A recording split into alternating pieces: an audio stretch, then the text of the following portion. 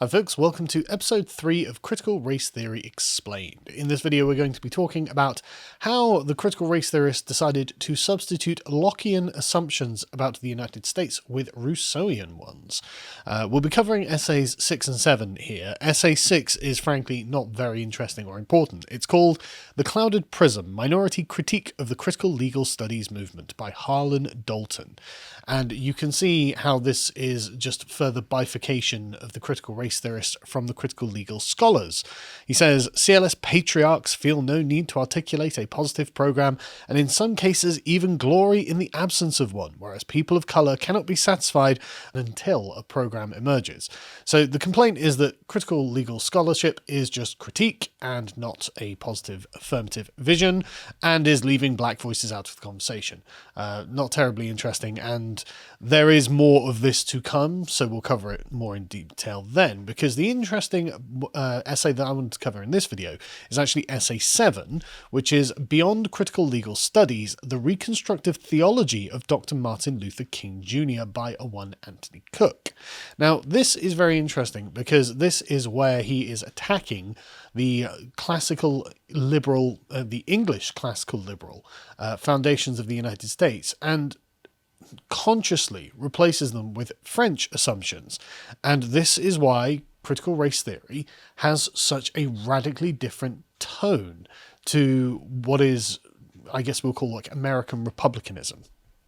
And so anyway, Cook's essay begins at the point where the legal realists left off. Now, the legal realists, to summarise, argued that, quote, one could reasonably deduce opposite conclusions from any given rule or principle, which makes legal rules necessarily indeterminate.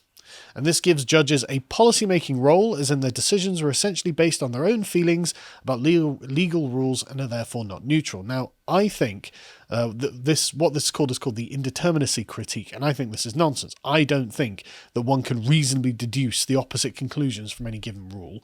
But the point of this, of course, is to open up the field, say, well, if you're just determining anything from this, then we can insert anything into that gap. I personally think this is a critique made in incredibly bad faith. But anyway, Cook's essay is an explicit attack on the classical liberal foundations of the United States, and he says, quote, CLS has unabashedly challenged the accepted values of classical liberalism by undermining interpretations of private property, individual rights, equality of opportunity, meritocracy, and government power. End quote.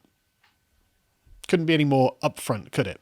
But why should we want this? Why should we want to engage in the proud subversion of the United States? Well, his problem with the critical legal scholarship, because remember, that's part of what's going on here as well, the CLS scholars suggested that neutrality is inherently illusory, and that the legal system legitimates a status quo characterized by vast inequalities of wealth and power. Again, a quote. This is a communist critique of the liberal system that we saw in the previous video. Freedom leads to inequality and is only characterized by this inequality if one is obsessed with equality. Because in every other system, other than communism, you get inequality. It's only if you're concerned about inequality that this is something you would highlight. For someone who doesn't really care about material equality, as in a normal person who's just out there living their life, who believes in something other than materialism, it could be characterized in any other way just as proficiently with as much force and fervor. For example, you could give an Islamic critique of the United States and say, well, look, this is never going to become an Islamic society, and you would have exactly the same level of force as the communists have. But anyway, the CLS critique goes further than the realists by refuting their own implicit scientific approach and by substituting it with a theory of law of their own. And we've got a fairly long quote here, but it's important. CLS asks how the backdrop values, which are in fact indeterminate, find their way into mass consciousness as conventional wisdom, thereby limiting the range of acceptable or even conceivable social arrangements. CLS purports to show how our social political world, from which law is inseparable, is of our own making, just as there is nothing determinate, necessary, or natural about the application of legal rules. The way we live and relate to others is also a matter of choice. None of what we experience and blindly accept is carved in stone. If we despair over our present social order, and CLS believes that many of us do, whether we realise it or not, we can hew out of the mountain of despair a stone of hope. Now, this should go quite some way showing you the radical nature of CLS and critical race theory, and where they expect to go with it. There are many, many big assumptions packaged within this that, frankly, I just don't feel stand up to scrutiny. The values that we have are the ones that we inherit, and they've stood the test of time in order to produce the cultures that we possess, and these are cultures of quite significant grace and sophistication. Painting our countries as evil, oppressive structures that we should despair at is wrong. And given this context, I'm not sure that how we live and relate to one another is actually within our radical choices. The choices we make are always informed by our circumstances. I don't think that these things are just up in the air and free to be rearranged as we choose, because a lot of them is the product of intuitive decision making, as in we didn't make a conscious reflective choice on how to do the things that we do. A lot of it is informed by the reality of what it is to be a person in the culture in which we're in. And moreover, what if we're not despairing and actually quite like our civilizations? The entire critical race theory, critical legal scholars project just hits a brick wall at that point and can't go any further. It's contingent on the fact that you don't like your civilization. If you do like your civilization, then they're wrong. Anyway, Cook pushes further from critical legal scholarship by complaining that it is just deconstructive without alternative. And he wants, obviously, to produce something new. And he says, the kind of deconstruction to which CLS is methodologically committed, that I characterize as theoretical deconstruction with a limited experiential deconstruction, may indeed liberate the first grouping, which is people duped by the rhetoric of liberalism.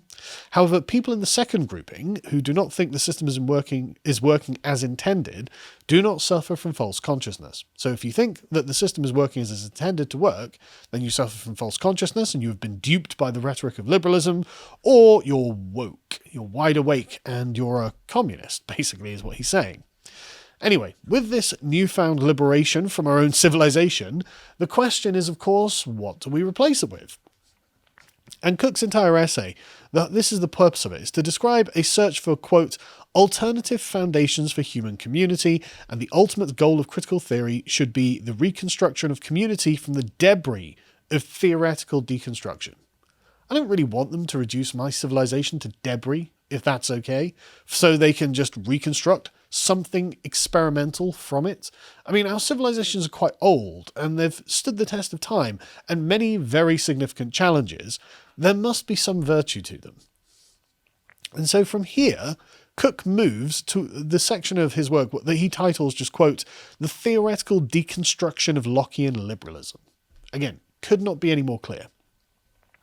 Cook repudiates Locke's view that man came together from the state of nature to form civil society.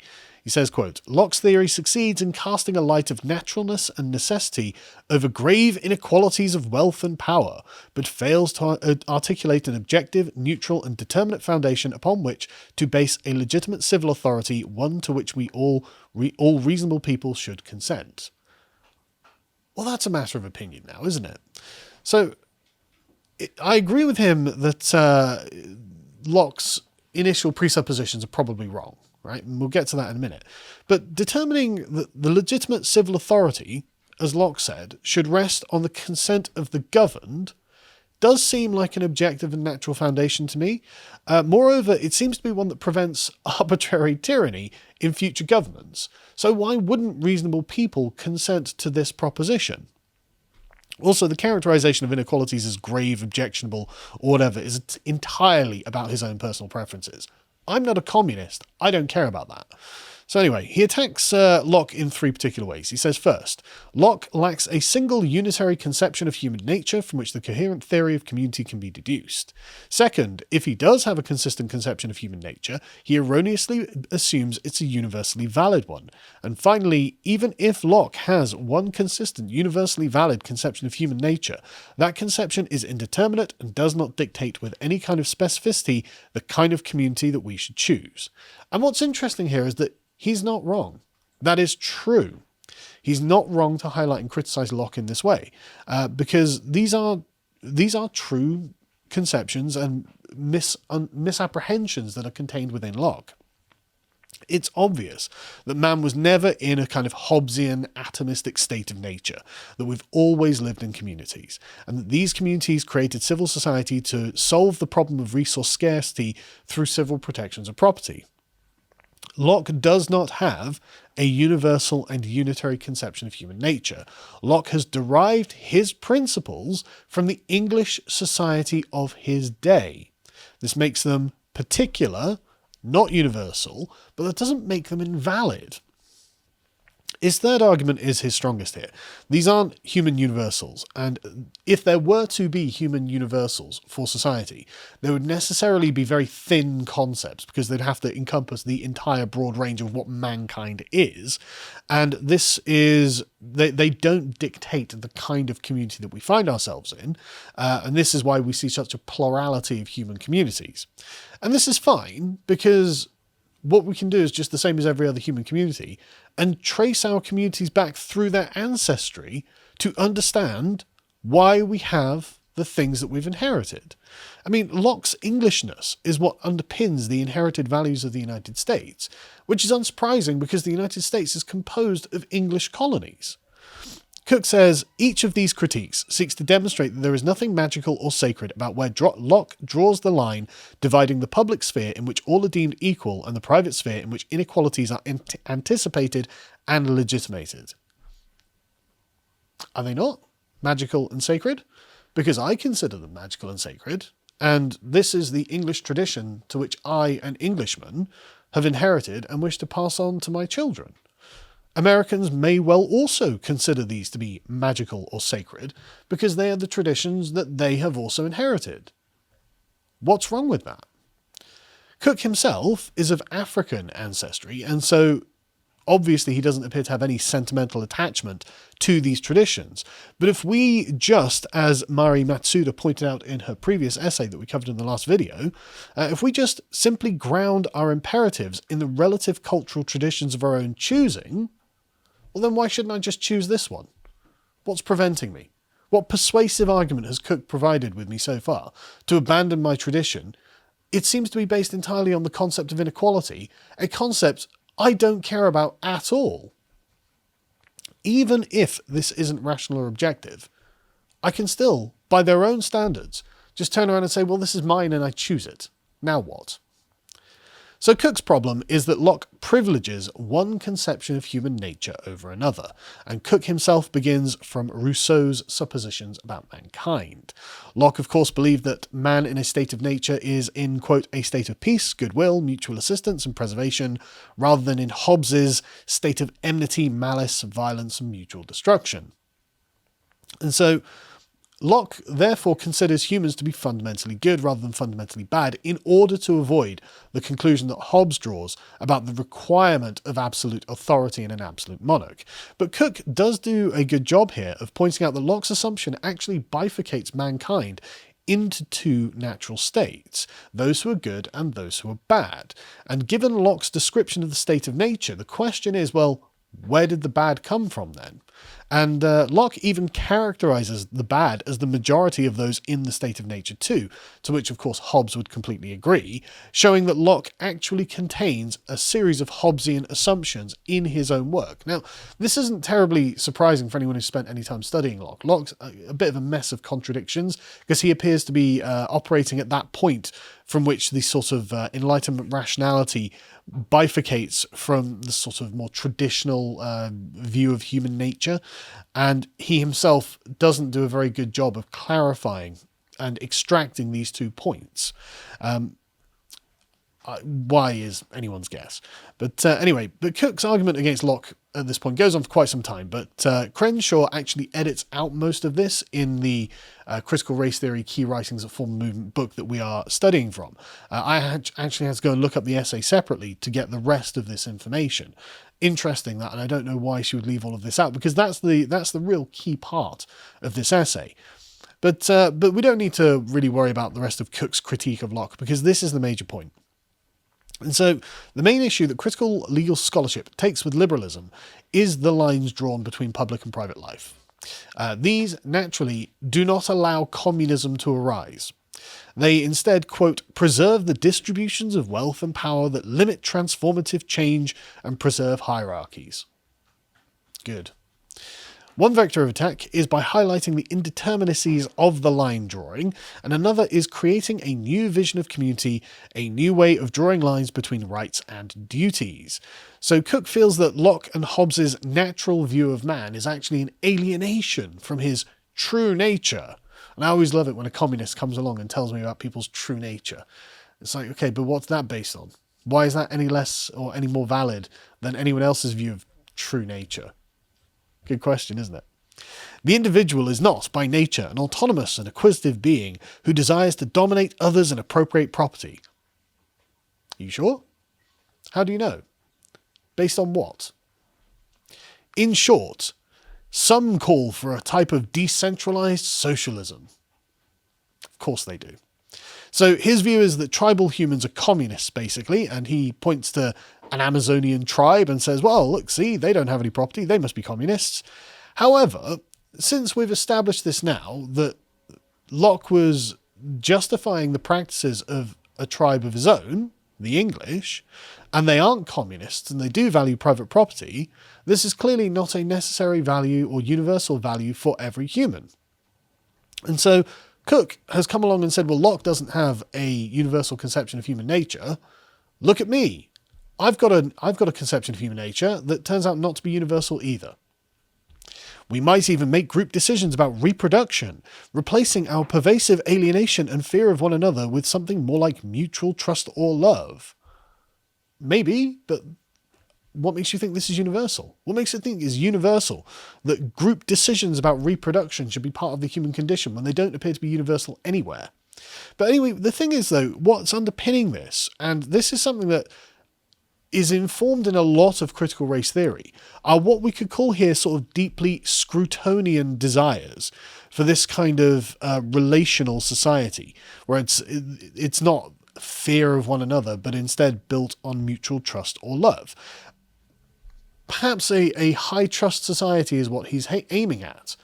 The kind of high-trust society you may have found in Lockean England, incidentally. The presupposition that Locke was working from is from a high-trust society, and this high-trust society was built very firmly on private property rights. Anyway, he moves on with, the critical legal scholarship critique holds that, quote, we are free to envisage and construct alternative forms of community which represents a more accurate or at least a more plausible conception of human nature, one believed to be fundamentally good. Is that more accurate or more plausible? Are humans fundamentally good? I agree with you that Locke didn't really think so, and I don't think that Rousseau was correct, because this is Rousseau's assumption, that human beings are corrupted by society and exist in perfect goodness in a state of nature. Whereas, of course, Hobbes and Rousseau have the opposite. It is man is brutish in a state of nature and is civilized by society. I, frankly, do not think that the Rousseauian assumptions are true, and I think you can see this manifested right now in Republican cities and Democrat cities.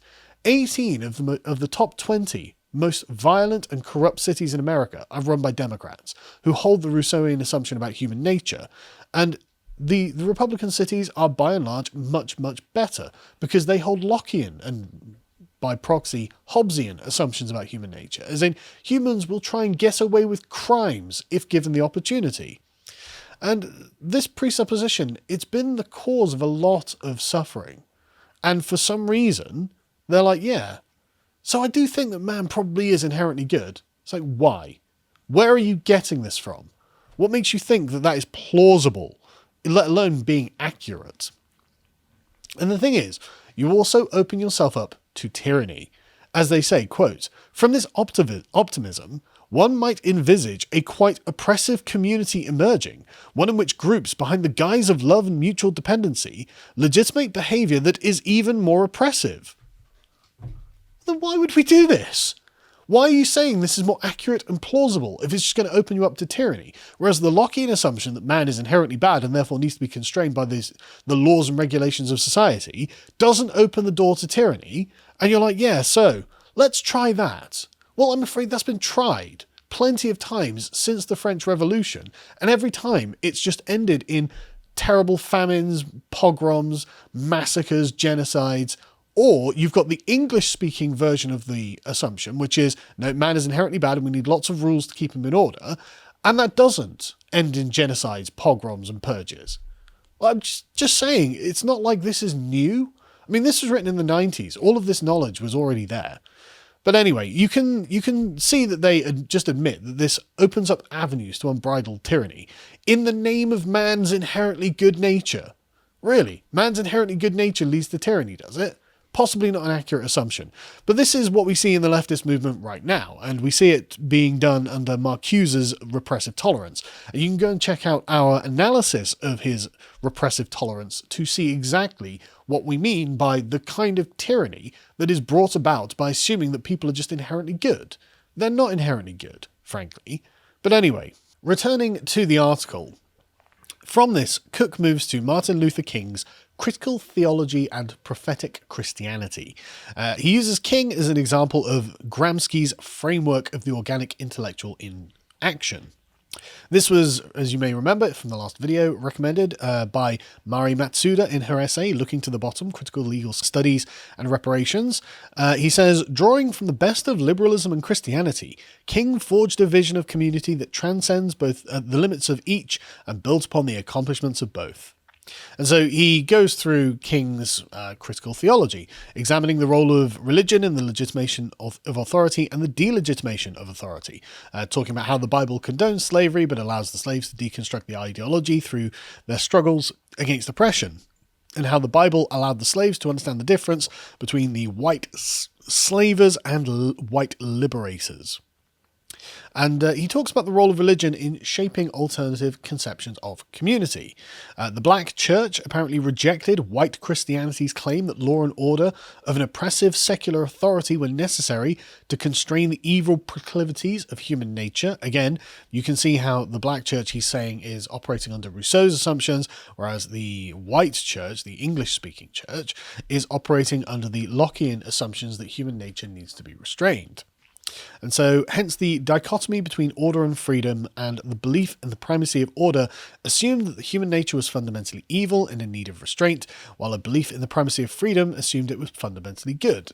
Again, we've just come back to Rousseau versus Hobbes. And so, Cook proceeds towards deconstructing first principles with the universality critique. He draws upon Walter Rauschenbusch's evangelical liberalism that again sees humans as intrinsically good. It's just one assumption that's been proved wrong over and over and over, and it pervades everything about critical race theory.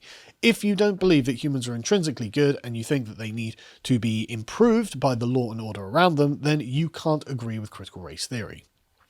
Evil was the product of an evil society.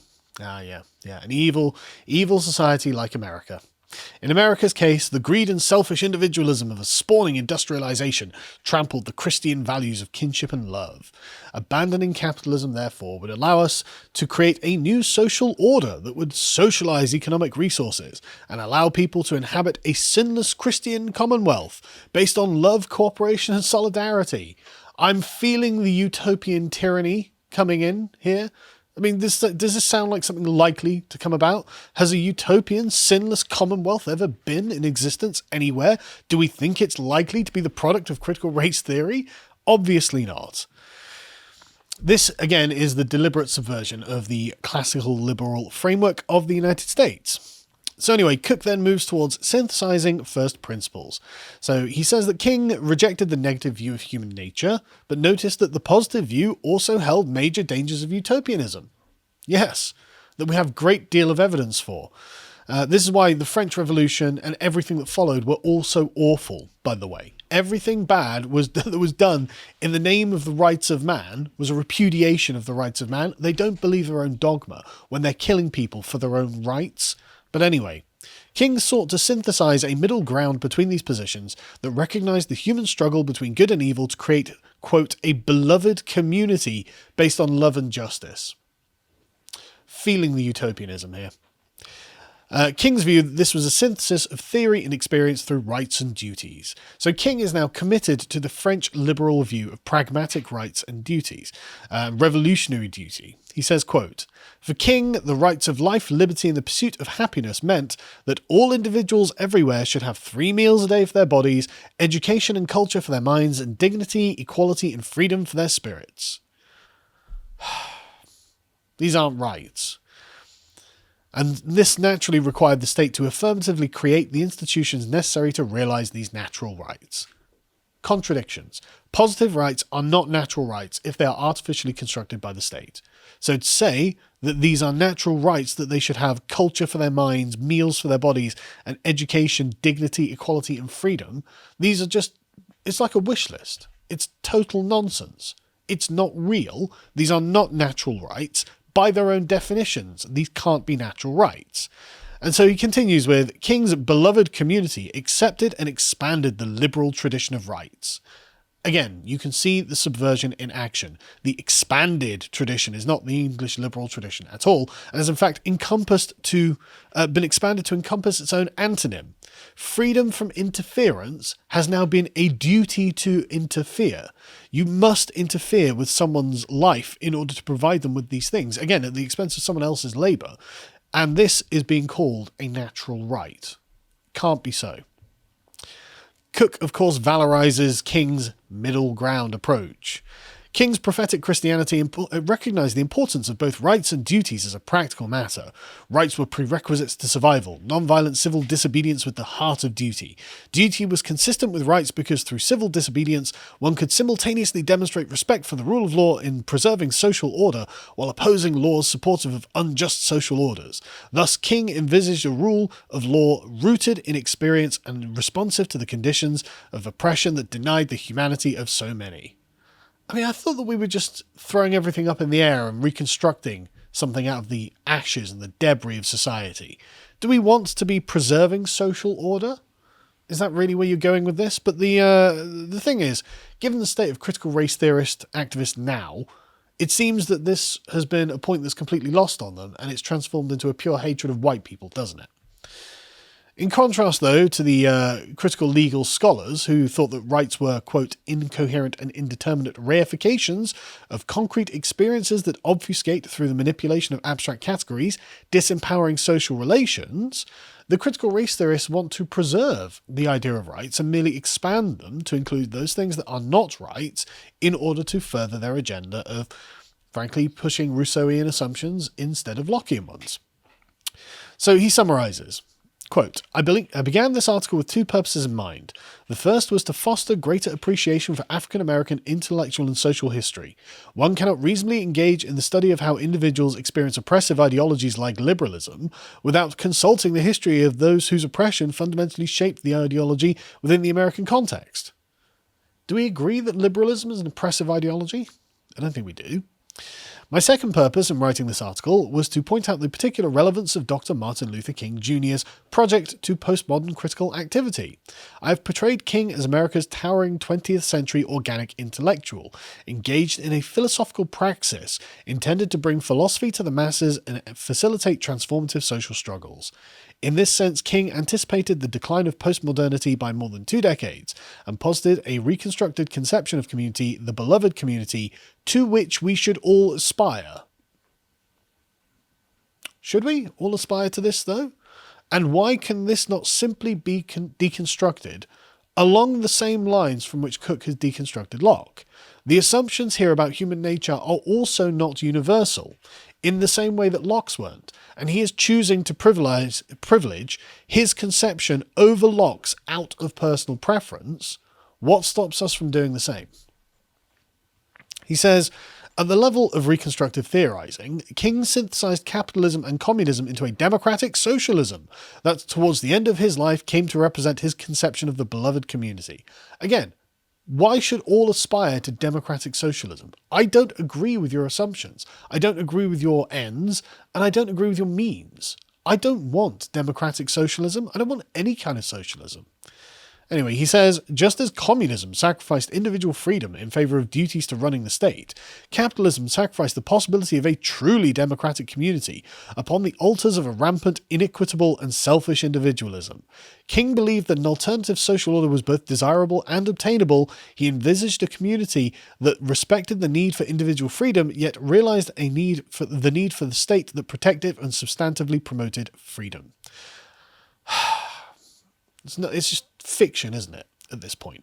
What if I don't value a truly democratic community? What if I value my autonomy, unimpeded by the demands of a group to which I do not belong? I don't value material equality. I value freedom, which is the opposite of material equality. I value being able to make my own decisions about what's best for my family and myself. Moreover, I don't owe anything to the American black community.